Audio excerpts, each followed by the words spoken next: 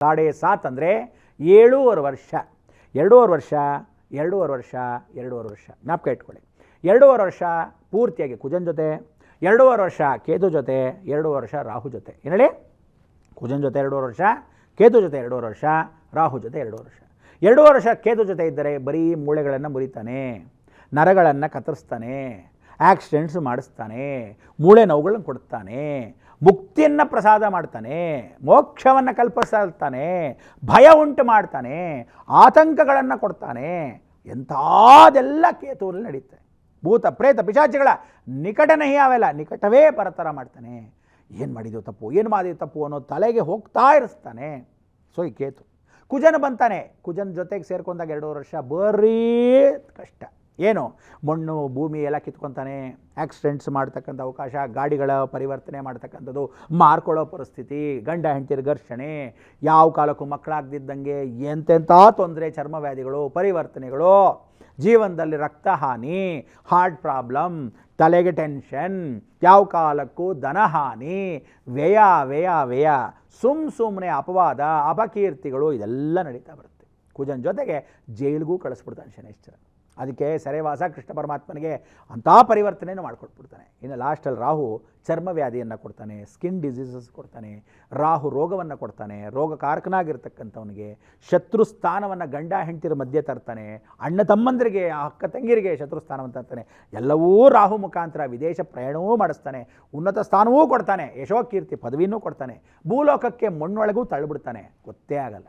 Accident ಮಾಡಿಸಿದ್ರು ಮುರಿದು ಬಿದ್ದು ರೋಗಿಷ್ಠನಾಗಿರ್ತಾನೆ ಹೊರತು ಚೇತರಿಸ್ಕೊಳ್ಳೋಕ್ಕೆ ಬಿಡಲ್ಲ, ಬೆಡ್ ರಿಡನ್ ಆಗಕ್ಕೆ ಬಿಡ್ತಾನೆ. ಎಲ್ಲವೂ ಭಗವಂತನ ಅನುಗ್ರಹ. ಸೊ ಇದಕ್ಕೆಲ್ಲ ಕಾರಣ ಅಂದರೆ ಅವರವರ ಕರ್ಮಾನುಸಾರ, ಅವರವರ ಧರ್ಮಾನುಸಾರ, ಅವರವರು ಮಾಡಿರೋ ಪಾಪಕರ್ಮಗಳನುಸಾರ, ಅವರ ಗ್ರಹಗತಿಗಳನುಸಾರ ಮಾಡ್ತಾನೆ. 7.5 ಏನು ಅಂದರೆ ಜೀವನದಲ್ಲಿ 3 ಸಲ ಬರುತ್ತೆ.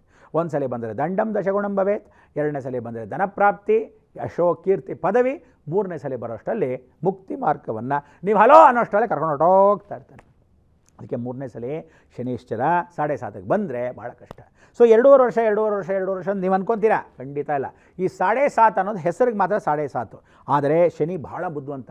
2.5 ವರ್ಷಕ್ಕೆ ಮೊದಲೇ ನಾ ಬರ್ತಾ ಇದ್ದೀನಿ ಹುಷಾರ್ ಅಂತಾನಂತೆ. ಹೇಳಿ, ನಾ ಬರ್ತಾ ಇದ್ದೀನಿ ಹುಷಾರ್ ಅಂತ ತೋರಿಸ್ತಾ ಬರ್ತಾನೆ, ಒಂದೊಂದಾಗಿ ತೋರಿಸ್ತಾನೆ. ಕಷ್ಟಗಳನ್ನ ತೋರಿಸ್ಬೋದು, ಸುಖನ ತೋರಿಸ್ಬೋದು. ಅದಾದ ಮೇಲೆ ಹೋಗಬೇಕಾದ್ರೂ ಹೋಗಿ ಬರ್ತೀನಿ ಅಂತಾನಂತೆ. ನೀವು ಅದಕ್ಕೆ ಹಳೆ ಮನೆಗೆ ಹೋಗಿ, ನೀವು ಬಾಡಿಗೆ ಮನೇಲಿದ್ದಾಗ ಹೊಸ ಮನೆಗೆ ಹೋಗೋಕೊಳ್ಳಿ, ಹಳೆ ಮನೇನ ಮರ್ತೋಗಲ್ಲ. ಕಾಲು ಯಾವಾಗಲೂ ಅಲ್ಲೇ ಇದೆ, ಅಯ್ಯೋ ಮರ್ತಿ ಈ ರೋಡಿಗೆ ಬಂದ್ಬಿಡ್ತೀನಿ ನೋಡಿ, ನಮ್ಮ ಮನೆ ಆ ಕಡೆ, ನಾನು ಹೊಸ ಮನೆಗೆ ಹೊಟ್ಟೋಗಿದ್ದೀನಿ, ಬಾಡಿಗೆ ಮನೆ ಇದೇ ಮನೆಗೆ ಬರ್ತಾ ಇದೆಯಲ್ಲ ಕಾಲು ಅಂದರೆ ಅಲ್ಲಿವರೆಗೂ ಸ್ವಲ್ಪ ಜ್ಞಾಪಕ ಮನುಷ್ಯನಿಗೆ ಆಗಿರಬೇಕಾದ್ರೆ ಶನೀಶ್ಚರ 7.5 ಹೀಗೆ ಜ್ಞಾಪಿಸ್ತಾನೆ. ಸೊ ಹೋದ್ಮೇಲೂ ಈ ಮನೆ ಈ ಮನೆ ಈ ಮನೆ ಅಂತಾನೆ. ಅದಕ್ಕೆ ಅವನ ಮನೆಯಲ್ಲಿ ಯಾವ ಮನೇಲಿ ಕೂತ್ಕೊತಾನೆ ನಮಗೆ ಆ ಕರ್ಮಾನುಸಾರವಾಗಿ ನಮಗೆ ಕೊಡ್ತಾನೆ. ಸೊ 7.5 ಜ್ಞಾಪಕ ಇಟ್ಕೊಳ್ಳಿ. 2.5 ವರ್ಷ 2.5 ವರ್ಷ 2.5 ವರ್ಷ ಎಷ್ಟಾಯಿತು? 5 ವರ್ಷ. ಈ 7.5 7 ವರ್ಷ 12 ಅರ್ಧ ವರ್ಷ. ಸೊ 12.5 ವರ್ಷದ ಕಾಲಗಳಲ್ಲಿ ಪರಿವರ್ತನೆ ಮಾಡ್ತಕ್ಕಂಥದ್ದು ಬಹಳ ಮುಖ್ಯ.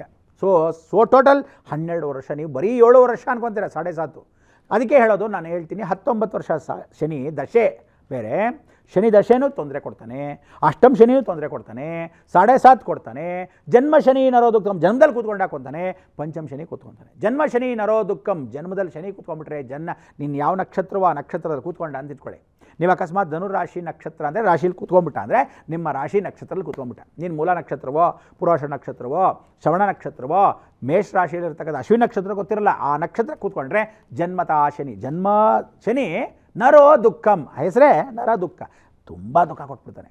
2ನೇದು ಪಂಚಮ ಶನಿ 1.25 ವರ್ಷ ಕಾಡಿಸ್ತಾನೆ. ಎಷ್ಟೇಳಿ ಪಂಚಮ ಶನಿ ಅಂದರೆ 1.25 ವರ್ಷ.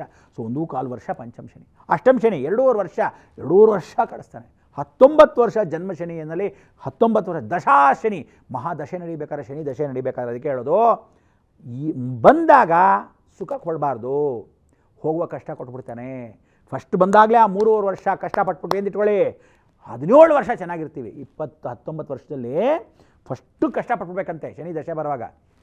ಆಮೇಲೆ ಒಳ್ಳೇದು ಮಾಡಿದ್ರೆ ಸಂತೋಷ. ನೀವು ಫಸ್ಟೇ ಸುಖ ಪಟ್ಬಿಟ್ರಿ ಅಂದರೆ 17 ವರ್ಷದಲ್ಲಿ 19 ವರ್ಷದಲ್ಲಿ 3 ವರ್ಷ ಮಾತ್ರ ಸುಖ, ಆಮೇಲೆ ಬರೀ ಕಷ್ಟ. ಜಯಲಲಿತಾ ಗಂಗೆ ಆಗೋಯ್ತು, ಬರೀ ಕೇಸ್ಗಳು, ಬರೀ ಕೋರ್ಟ್ಗಳು, ಬರೀ ಅಪವಾದಗಳು, ಸೂಟ್ ಕೇಸು, ಆರೋಗ್ಯ ಕೆಡ್ತಾ ಎಲ್ಲ ಆಗೋಯ್ತು. ಕೊನೆ ಕಾಲಕ್ಕೆ ಪಾಪ ಆಯಮ್ಮ ಹೋಗೇ ಬಿಟ್ರು. ಹಾಗೆ ಮನುಷ್ಯನ 7.5 ಬಂದಾಗ ಸುಖ ಕೊಡಬಾರ್ದು, ಕಷ್ಟವನ್ನು ಅನುಭವಿಸ್ಬೇಕು. ಅದಕ್ಕೆ ಕೈ ಕೆಸರಾದ ಮೇಲೆ ಬಾಯಿ ಮೊಸರಾಗಬೇಕು. ಬಾಯಿ ಮೊಸರಾದ ಮೇಲೆ ಕೈ ಕೆಸರಾದರೆ ಏನು ಮಾಡ್ತಾನೆ ಗೊತ್ತಾ? ನೀವು ಯಾವ ತಿಳ್ಕೊಳ್ಳಿ, ಬದುಕಿ ಕೆಡ್ತಾರ್ದು, ಕೆಟ್ಟು ಬದುಕ್ಬೋದು, ಬದುಕೆ ಕೆಡಬಾರ್ದು. ಯಾವತ್ತು ಬದುಕಿದವನು ಅಯ್ಯೋ ಏನಪ್ಪ ಈ ಕಷ್ಟ ಅಂತ ಗೊತ್ತಾಗಲ್ಲ. ಕೆಟ್ಟವನಿಗೆ ಎಲ್ಲ ಕಷ್ಟ ಗೊತ್ತಿರುತ್ತೆ, ಅನುಭವಿಸೋಕ್ಕೆ ಧೈರ್ಯವಾಗಿರ್ತಾನೆ. ಸುಖ ಆಮೇಲೆ ಬಂದರೆ ಬಿಡು ಅಂತ ಲೇಸಾಗಿ ತೊಗೊಂಡೋಗ್ತೀವಿ. ಆವಾಗ ನಮಗೆ ದುರಾಂಕಾರನೂ ಬರಲ್ಲ, ಅಹಂಭಾವನೂ ಬರಲ್ಲ. ಪ್ರತಿಯೊಬ್ಬರು ತಿಳ್ಕೊಳ್ಳಿ, ಕಷ್ಟನೇ ಬರಬೇಕು ಫಸ್ಟು. ಸೊ ಈ 7.5 ಯಾವತ್ತೂ ಏನು ಹೇಳುತ್ತೆ, ಈ ಸಲ ಕುಂಭರಾಶಿಗೆ ಪ್ರವೇಶ ಮಾಡ್ತಾ ಇದ್ದಾನೆ ಶನೇಶ್ವರ. ಏನು ಹೇಳಿ, ಕುಂಭರಾಶಿಗೆ ಪ್ರವೇಶ ಮಾಡಿಬಿಡ್ತಾ ಇದ್ದಾನೆ. ಸೊ ಪ್ರತಿಯೊಬ್ಬರು ಕುಂಭರಾಶಿಗೆ ಪ್ರವೇಶ ಮಾಡಿಬಿಟ್ರೆ ಎಂಥ ಶನೇಶ್ವರ ಅಂದರೆ, ಶನೇಶ್ವರ ಮೆತ್ತಗೆ ಬರ್ತಾನೆ. ಕುಂಭಕ್ಕೆ ಪ್ರವೇಶ ಮಾಡಿದಾಗ ಇಡೀ ಜಗತ್ತಲ್ಲಿ ಕುಂಭ ಅಂದರೆ ಅವನದೇ ಕುಟುಂಬ, ಅವನದು 2 ಮನೆಗಳು. ನೋಡಿ, ಎಲ್ಲ ನಕ್ಷತ್ರಗಳಲ್ಲಿ ಮೇಷರಾಶಿ, ಕೆಳಗಡೆ ಇರ್ತಕ್ಕಂಥ ವೃಶ್ಚಿಕ ರಾಶಿ ಇಬ್ಬರದು ಕುಜನ ಮನೆ. ಎಲ್ರಿಗೂ 7 ಜನಕ್ಕೂ 2 ಮನೆ ಇದೆ. ಅಂಥದ್ರಲ್ಲಿ ರವಿಗೆ ಚಂದ್ರನಿಗೆ ಒಂದೊಂದೇ ಮನೆ, ಎಲ್ಲರ ಮನೆಗೂ ಹೋಗೋಕ್ಕಾಗಲ್ಲ. ಆದರೆ ಅವರಿಬ್ಬರು ಎಲ್ಲರ ಮನೆಗೆ ಹೋಗ್ತಕ್ಕಂಥ ಅವಕಾಶಗಳು ಮಾಡ್ಕೋಬೋದು. ಅದಕ್ಕೆ ವೃಷಭ ರಾಶಿ, ಕೆಳಗಡೆ ಇರ್ತಕ್ಕಂಥ ತುಲಾರಾಶಿ ಯಾರ್ದು ಮನೆ, ಅದು ಎರಡೂ ಶುಕ್ರನ ಮನೆ. ಶುಕ್ರನ ಮನೆಯಲ್ಲಿ ಶನಿ ಹುಚ್ಚನಾಗಿರ್ತಾನೆ. ಅದಕ್ಕೆ ತುಲಾರಾಶಿಯವ್ರನ್ನ ಯಾರನ್ನಾದ್ರೂ ನಂಬಬೇಕು ಅಂದರೆ ಭಾಳ ವಿಶೇಷ. ಶನೇಶ್ವರ ಏನು ಮಾಡ್ತಾನೆ ಗೊತ್ತಾ, ತುಲಾರಾಶಿಯಲ್ಲಿ ತಕ್ಕಡಿ ತೂಗ್ದಂಗೆ ಅಡ್ವೈಸ್ ಏನಾದರೂ ಕೇಳಬೇಕಾ, ಸಜೆಷನ್ ಕೇಳಬೇಕಾ, ಅಂಥವ್ರನ್ನ ಕೇಳ್ಬೇಕು ನೀವು. ಸ್ವಲ್ಪ ನನಗೆ ಸ್ವಲ್ಪ ಅರ್ಥ ಆಗ್ತಾಯಿಲ್ಲ, ಏನು ಮಾಡ್ಬೋದು, ಜಡ್ಜ್ಮೆಂಟ್, ಕರೆಕ್ಟ್ ಜಡ್ಜ್ಮೆಂಟ್ ಕೊಡ್ತಾರೆ. ಅದಕ್ಕೆ ತುಲಾರಾಶಿಯವರು ಜಡ್ಜ್ಮೆಂಟ್ ತೂಕ ಹಾಕೋದು ಅದೇನೇ. ಶನೇಶ್ವರ ತುಲಾರಾಶಿಯಲ್ಲಿ ಉಚ್ಚಸ್ಥಾನ, ತುಂಬ ಇಷ್ಟವಾಗಿರೋ ಜಾಗ ಅವನಿಗೆ.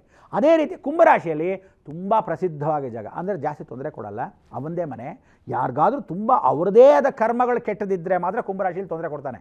ಇಲ್ಲದೇ ಇದ್ದರೆ ಯಾವತ್ತೂ ತುಂಬ ಕೊಡೋಕ್ಕೆ ಹೋಗಲ್ಲ. ನನ್ನ ಮನೆಯವನು ಹುಡುಗ, ನಮ್ಮ ಮನೆ ಹುಡುಗ ಪರವಾಗಿಲ್ಲ ಅಂತ ಸಲೀಸಾಗಿ. ತಂದೆ ತಾಯಿ ಹೊಡಿತಾ ಇದ್ದರೆ ತಂದೆ ಸಪೋರ್ಟ್ ಮಾಡೋದು, ಅಥವಾ ತಂದೆ ಹೊಡಿತಾ ಇದ್ದರೆ ತಾಯಿ ಸಪೋರ್ಟ್ ಮಾಡಿ, ಯಾರೋ ಒಬ್ರು ಇರ್ತಾರೆ ಸಪೋರ್ಟ್ ಮಾಡೋಕ್ಕೆ. ಸೊ ಕುಂಭರಾಶಿ ಅನ್ನೋದೇ ವಿಶೇಷ. ಸೊ ಈ ಸಲ ಕುಂಭರಾಶಿಗೆ ಪ್ರವೇಶ ಆದಾಗ ಜ್ಞಾಪಕ ಇಟ್ಕೊಳ್ಳಿ, ಅದು ವಾಯುಗ್ರಹ. ಏನೇಳಿ, ವಾಯುಗ್ರಹ. ಮಿಥುನನು ವಾಯುಗ್ರಹ, ಅದಾದಮೇಲೆ ತುಲಾರಾಶಿ ವಾಯುಗ್ರಹ, ಕುಂಭರಾಶಿ ವಾಯುಗ್ರಹ. ವಾಯು ರಾಶಿಯಲ್ಲಿ ತ್ರಿಕೋಣ ಅಂತ ಕರೀತಾರೆ. ತ್ರಿಕೋಣಗಳಲ್ಲಿ 3 ತ್ರಿಕೋಣಗಳು. ಇದೆಲ್ಲ ನೀವು ಜ್ಞಾಪಕ ಇಟ್ಕೋಬೇಕು. ಯಾಕೆ ಹೇಳಬೇಕು ಅಂದರೆ, ಈ 7.5 ಇಂಥ ತೊಂದರೆ ಕೊಡ್ತಾರೆ. ಅದಾದಮೇಲೆ ನಮಗಿರ್ತಕ್ಕಂಥದ್ದು ಮಿಥುನ್ ರಾಶಿ, ಕೆಳಗಡೆ ಇರ್ತಂದರೆ ಕನ್ಯಾ ರಾಶಿ, ಎರಡೂ ಬುಧನ ಮನೆ. ಚಂದ್ರನಿಗೆ ಕಟಕ ರಾಶಿ, ಸೂರ್ಯನಿಗೆ ಸಿಂಹರಾಶಿ, 2 ಮನೆಗಳು. ಅಂದರೆ ಅವರು ಒಬ್ಬೊಬ್ಬರಿಗೆ ಒಂದೊಂದು ಮನೆ. ಧನುರ್ರಾಶಿ ಮತ್ತು ಮೀನ ರಾಶಿ ಇಬ್ಬರು ಗುರು ಮನೆ. ಆದರೆ ಶನಿಗೆ 2 ಮನೆ, ಕುಂಭ ಮಕರ 2 ಪಕ್ಕಪಕ್ಕದಲ್ಲಿ. ಆ ಮಕರ ರಾಶಿ ಬಂದು ಅರ್ಧ ಭೂಮಿ ಅರ್ಧ ನೀರು. ಅರ್ಧ ಭೂಮಿ ಅರ್ಧ ನೀರು ಅಂದರೆ, ಈಗ ಮಕರ ರಾಶಿಯಲ್ಲಿ ಧನುರಾಶಿಯವರಿಗೆ ಬಿಟ್ಟು ಹೋಗಿರ್ತಕ್ಕಂಥ ಶನಿ ಮಕರ ರಾಶಿ ಪ್ರವೇಶ ಮಾಡಿದಾಗ ಸೂರ್ಯ ಅಲ್ಲಿಗೆ ಬರ್ತಾನೆ, ಬುಧ ಅಲ್ಲಿಗೆ ಬರ್ತಾನೆ. ನೆಕ್ಸ್ಟ್ ತೊಂದರೆ ಆಗ್ತಕ್ಕಂಥ ಅವಕಾಶಗಳ ಮಕರ ರಾಶಿಗಳಿಗೆ ಆರೋಗ್ಯ ಕ್ಷೀಣ, ಕಣ್ಣು, ಚರ್ಮ, ಹೊಟ್ಟೆ, ದುಡ್ಡು, ಮನೆ, ಎಲ್ಲ ತೊಂದರೆಗಳು ಮಾಡ್ತಾನೆ. ವ್ಯಯ ಅಲ್ವೇನ್ರಿ. ಕುಂಭರಾಶಿಗೆ ವ್ಯಯ ಆದಾಗ ಮಕರ ರಾಶಿಯಲ್ಲಿ ಕೂತಿರ್ತಕ್ಕಂಥ ನೀರು ಅರ್ಧ ನೀರಲ್ಲಿ ಮುಳುಗಿಸ್ತಾನೆ, ಅರ್ಧ ಭೂಮಿ ಮೇಲೆ ಇಟ್ಟಿರ್ತಾನೆ. ಭೂಮಿ ಮೇಲೆ ಇಟ್ಟಿರೋನು ನೀರು ಫುಲ್ ಮುಳುಗಿಸ್ಬಿಟ್ರೆ ಏನು ಗತಿ. ಅದಕ್ಕೆ ಮಕರ ಅಂದರೆ ಮೊಸಳೆ. ಜ್ಞಾಪಕ ಇಟ್ಕೊಳ್ಳಿ, ನೀವೇನಾದ್ರೂ ಶ್ರೀರಂಗಪಟ್ಟಣಕ್ಕೆ ಹೋದರೆ, ರಂಗನತಿಟ್ಟಿಗೆ ಹೋದರೆ ಮೊಸಳೆ ನೋಡಿದ್ರೆ ಅಯ್ಯೋ ಇದು ಬಂಡೆ ಇದ್ದಂಗೆ ಇದೆ ಅನ್ಸುತ್ತೆ, ನಿಜವಾದ ಮೊಸಳೆ ಕೂತಿರುತ್ತೆ. ಅಯ್ಯೋ ಇದು ಮೊಸಳೆ ಅಂದ್ಕೊಂಡು ಹೋಗ್ತೀರಾ, ಆದರೆ ಬಂಡೆ ಇದ್ದಂಗೆ ಇರುತ್ತೆ, ಗೊತ್ತಾಗಲ್ಲ ಹಾಗೆ ಮಕರ ರಾಶಿ ಅಂದರೆ, ಮಕರ ಅಂದರೆ ಮೊಸಳೆ. ಜ್ಞಾಪಕ ಇಟ್ಕೊಳ್ಳಿ, ಭಗವಂತ ನೀರಲ್ಲಿ ಮುಳುಗಿಸುವಾಗ ಹೇಗೆ ಮುಳುಗಿಸ್ಬಿಡ್ತಾನೆ ಗೊತ್ತಾಗಲ್ಲ. ನಮ್ಗೆ ಗೊತ್ತಿಲ್ಲದೇ ಒಂದೇ ಸಲ ಮುಳುಗಿಸ್ಬಿಡ್ಬೋದು. ಭಗವಂತ ಕಾಪಾಡು ಅಂದರೆ ಅಟ್ಲೀಸ್ಟ್ ತೇಲಿಸ್ತಾನೆ. ಅರ್ಧ ಭೂಮಿ ಅರ್ಧ ನೀರು. ಅದಕ್ಕೆ ಮಕರ ರಾಶಿ ತುಂಬ ಡೇಂಜರ್. ಇಲ್ಲಿ ಬಿಟ್ಟು ಈಗ ಕುಂಭರಾಶಿಗೆ ಹೋದರೆ, ಮೀನ ರಾಶಿಗೆ ಏನಾಯಿತು, 7.5 ಶುರು ಆಯಿತು. ಸೊ ಮೀನ ರಾಶಿ ಗುರು ಮನೆಯಲ್ಲಿ 7.5 ಶುರು ಆದರೆ, ಮೀನ ರಾಶಿಯವ್ರಿಗೆ 7.5 ಶುರು ಆಯಿತು. ಇಲ್ಲಿರ್ತಕ್ಕಂಥ ಕುಂಭರಾಶಿಗೆ ಶನಿ ಪ್ರವೇಶ ಮಾಡಾಗ ಜನ್ಮ ಶನಿ ಆಗೋದ. ಜನ್ಮ ಶನಿ ನರೋ ದುಃಖಂ, ಕೂತ್ಕೊಂಡ ಆಡಳಿತವನ್ನು ಹಿಡ್ಕೊಂಡು. ಆದ್ದರಿಂದ 17ನೇ ತಾರೀಕಿಗೆ, 17 ಅಂದ್ರೆ 7 ಬೀಳುಗಳು ಅಂತ ಸಾಧಾರಣವಾಗಿ ನಂಬರ್ ಹೇಳ್ತಾರೆ. ಇವಾಗ 17ನೇ ತಾರೀಕಿಗೆ ಅವ್ನು ಬಂದು ಕೂತ್ಕೊಂಡ್ಬಿಟ್ರೆ ಏನು ಗತಿ ನಿಮ್ಮದೆಲ್ಲ. ಅದಕ್ಕೋಸ್ಕರ ದಯವಿಟ್ಟು ಶನೇಶ್ವರನಿಗೆ ಏನು ಅಂದರೆ, ಅವನು ಯಾರನ್ನು ಪೂಜೆ ಮಾಡ್ತಾನೆ, ಅವನ ಸಿಸ್ಟಮ್ ಏನೇನು ಮಾಡಬೇಕು, ಅವನಿಗೆ ಇಷ್ಟವಾಗದೇ ಇರತಕ್ಕಂಥದ್ದು ನಾವು ಮಾಡಬಾರ್ದು, ಅವ್ನಿಗೆ ಇಷ್ಟವಾದ್ದು ಮಾತ್ರ ಮಾಡಬೇಕು, ಅವ್ನಿಗೆ ಅಗೇನ್ಸ್ಟಾಗಿ ಹೋಗಬಾರ್ದು. ನೀವೆಲ್ಲ ಶನಿಗೆ ಮಾತ್ರ ಭಯ ಪಡ್ತೀರಾ, ಬುಧನಿಗೆ ಭಯನೇ ಪಡಲ್ಲ. ಎಷ್ಟೋ ಜನ ಗೊತ್ತಿಲ್ಲ. ಈಗ ಮಕರ ರಾಶಿಗೆ ಬುಧ ಬಂದಾಗ ಬುಧ ಕೊಡೋ ಕಷ್ಟ ಅನುಭವಿಸೋಕ್ಕೆ ಸಾಧ್ಯವಿಲ್ಲವಂತೆ. ಶನಿ ಕೊಟ್ಟೋದು ತಪ್ಪಿಸ್ಕೋಬೋದಂತೆ. ತಪ್ಪಿಸ್ಕೊಳ್ಳೋದು ಅಂದ್ರೆ ಏನೋ, ಅಟ್ಲೀಸ್ಟ್ ಸ್ವಲ್ಪ ಸಮಾಧಾನವಾಗಿ ಕೊಡ್ತಾನಂತೆ. ಆದರೆ ಬುಧ ಕೊಡೋ ಕಷ್ಟಕ್ಕೆ ನೀವು ಭಾಳ ತತ್ತರಿಸಿ ಹೋಗ್ಬಿಡ್ತೀರಾ. ಏನು ಮಾಡೋಕ್ಕೂ ಕಷ್ಟ. ಹೊಟ್ಟೆ ನೋವು ಬಂದರೆ ಏನು ಮಾಡ್ತೀರಾ, ಊಟಕ್ಕೂ ಮಾಡೋಕ್ಕಾಗಲ್ಲ. ಏನೋ ಡಾಕ್ಟರ್ ಹತ್ರ ಒಳಗೆ ಹೋಗ್ತಾ ಇಲ್ಲ ರೀ, ಚರ್ಮ ವ್ಯಾಧಿ ಬಂದ್ಬಿಟ್ರೆ ಏನು ಮಾಡ್ತೀರಾ, ಮುಖ ತೋರಿಸ್ಕೊಳ್ಳೋಕ್ಕಾಗಲ್ಲ, ಎಲ್ಲಿ ಮುಚ್ಕೊಂಡು ಹೋಗ್ತೀರಾ. ಅದಕ್ಕೆ ಕೆಲವ್ರಿಗೆ ಸ್ಕಿನ್ ಡಿಸೀಸ್. ಬುಧ ಶನಿ ಮನೇಲಿ ಕೂತ್ಕೊಂಡಾಗ ಏನು ಮಾಡ್ತಾನೆ, ತೊನ್ನು, ಕುಷ್ಠರೋಗ, ಸನ್ ಸೋರಿಯಾಸಿಸ್, ಕೆಲವರಿಗೆಲ್ಲ ಇಚ್ಚಿಂಗ್, ಅಲರ್ಜಿ, ಕೆರ್ಕೊಳ್ಳೋದು, ಇದೆಲ್ಲ ಶುರು ಮಾಡ್ತಾನೆ. ಸೊ ಮಕರ ಅಂದರೆ ನೀರು, ಇನ್ಫೆಕ್ಷನ್ಸ್ ಜಾಸ್ತಿ ಕೊಡ್ತಾನೆ. ರವಿ ಅಂದರೆ ರೋಗವನ್ನು ಕೊಡ್ತಾನೆ. ಹಾರ್ಟ್ ಒಳಗೆ, ಇವಾಗ ನೀವು ಹೊರಗಡೆ ಇರೋ ಆಪ್ರೇಷನ್ನ ಮಾಡಿಸ್ಕೋಬೋದು, ಒಳಗಡೆ ಇರೋದು ಹೆಂಗೆ ಮಾಡ್ಕೊಡ್ತೀರಾ, ಏನೋ ಗೊತ್ತಿಲ್ಲ, ಅಲ್ಸರ್ ಥರ ಆಗಿದೆ, ಒಳಗಡೆ ಹುಣ್ಣು, ಸ್ವಲ್ಪ cancer, that is cancer. Cancer ಗೊತ್ತಾಗಲ್ಲ, ಕೀಮೊಥೆರಪಿ ಮಾಡಿಸ್ಕೋಬೇಕು.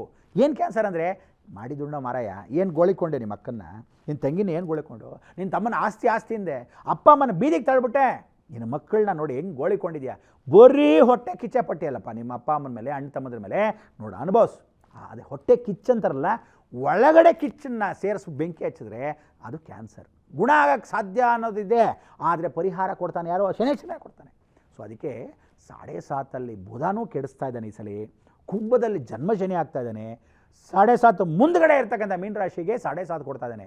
ಸೊ ಶನಿ 3 ಮನೆಗಳ ಜ್ಞಾಪಕ ಇಟ್ಕೊಳ್ಳಿ, ಮಕರ, ಕುಂಭ, ಮೀನ. ಸೊ ನೀವು 3 ಜನ ಭಾಳ ಜಾಗೃತಿಯಾಗಿ ಎಚ್ಚರಿಕೆಯಾಗಿರಬೇಕು.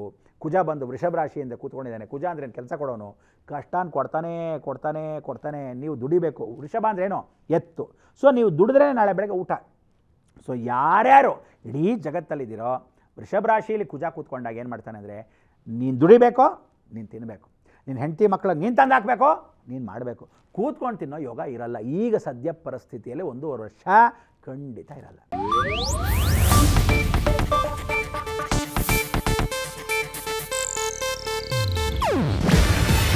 ಇದು ಏಷ್ಯಾನೆಟ್ ನ್ಯೂಸ್ ನೆಟ್ವರ್ಕ್ ಪ್ರಸ್ತುತಿ. ನೀವು ನೋಡ್ತಿದ್ದೀರಾ ಏಷ್ಯಾನೆಟ್ ಸುವರ್ಣ ನ್ಯೂಸ್.